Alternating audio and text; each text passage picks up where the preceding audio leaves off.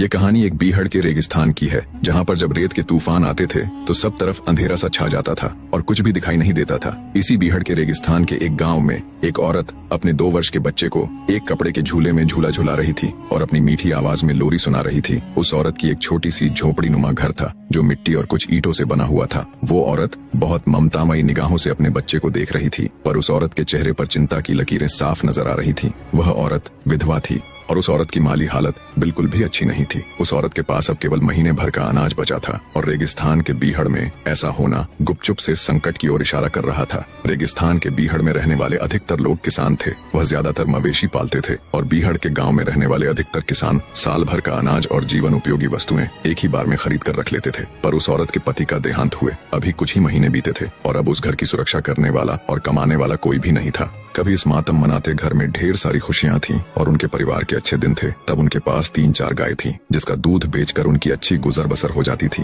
पर जब से उस औरत के पति का देहांत हुआ था, बीहड़ के गांव में रहने वाली उस अकेली औरत पर जैसे दुखों का पहाड़ टूट पड़ा था। उस औरत के पति के गुजर जाने के बाद